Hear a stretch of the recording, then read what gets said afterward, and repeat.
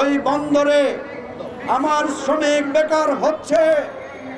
আমরা যদি দেখি ওই বন্দর বিদেশিদের হাতে তুলে দেওয়ার নামে আমার দেশের প্রকৌশলীর কাজ বন্ধ হয়ে যাচ্ছে, আমরা যদি দেখি আমার দেশের সম্পদ বিদেশিদের হাতে তুলে দেওয়ার জন্য পায়তারা হচ্ছে, আমরা যেহেতু রক্ত দিতে শিখেছি, জীবন দিতে শিখেছি, আমরা যেহেতু লাল সবুজ পতাকা রক্ষার জন্য নিজের শরীরের রক্ত দিয়ে নতুন মানচিত্র অঙ্কনের সিদ্ধান্ত নিয়েছি, ওই বন্দর রক্ষার জন্য আবার রাজপথে নেমে আসবো আমরা।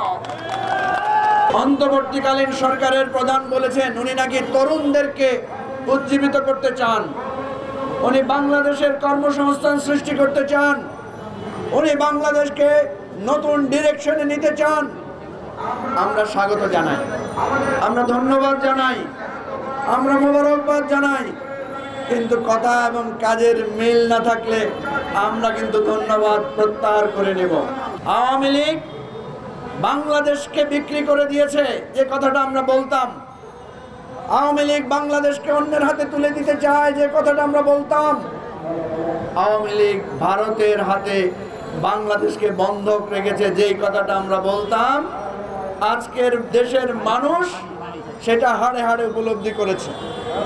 যে চোর, যে ডাকাত, যে গণতন্ত্র ধ্বংসকারী দিনের বেলায় পালিয়ে গিয়ে আশ্রয় নিয়েছে ভারতে, সেই ভারতের সরকার আজকে শেখ হাসিনাকে বুকে তুলে নিয়ে লালন পালন করছে। কিন্তু আপনারা দেখবেন বিদেশিরা যে সমস্ত স্থাপনা তৈরি করে, সেই সমস্ত স্থাপনা পরিচালনার জন্য এই দেশীয় প্রকৌশলী, দেশীয় কর্মী, দেশীয় শ্রমিকরাই সেটা রক্ষণাবেক্ষণ করে থাকে। এর ফলে দুইটা কাজ হয়, আমাদের দেশের শ্রম রাজনীতি, শ্রমিকের মজুরি, শ্রমিকের কর্মসংস্থান হয়, আমাদের দেশের মানুষের কর্মদক্ষতা বৃদ্ধি পায়, আর দেশের টাকাটা দেশের মধ্যেই থাকে। আমরা যদি অদক্ষতার কথা বলে বিদেশিদের হাতে আমাদের এই দামি স্থাপনা, গুরুত্বপূর্ণ স্থাপনা, আমাদের স্পর্শকাতর স্থাপনা পরিচালনার জন্য তাদেরকে তুলে দেই, তাহলে ব্রিটিশ শাসন যেভাবে আমাদেরকে গ্রাস করেছিল, ধীরে ধীরে আমাদের বিদেশ নির্ভরতা বাড়বে। আমাদের দেশে যোগ্য, দক্ষ ইঞ্জিনিয়ার, শ্রমিক, ব্যবস্থাপক এগুলো তৈরি হবে না। আমাদের ঘরে অনেক অভাব থাকতে পারে, অনেকের বউ আছে এত সুন্দর না, অনেকের স্বামী আছে অত সুন্দর না, তারপরে কেউ তার কাছে তার স্বামী, তার স্ত্রী সবচেয়ে সুন্দরী। যার সন্তান অন্ধ, যার সন্তান পঙ্গু, সেই সন্তানকে সেই কষ্ট করে লালন পালন করে।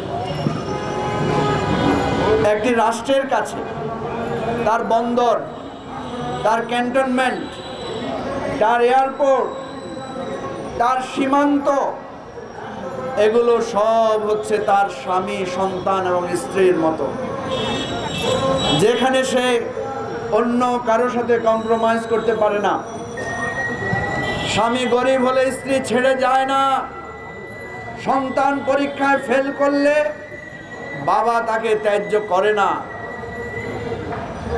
আজকে নিউ মুরিং টার্মিনাল বাংলাদেশের এই আমদানি রফতানি এবং আমাদের জাতীয় সম্পদ, জাতীয় আয়ের একটা গুরুত্বপূর্ণ জায়গা।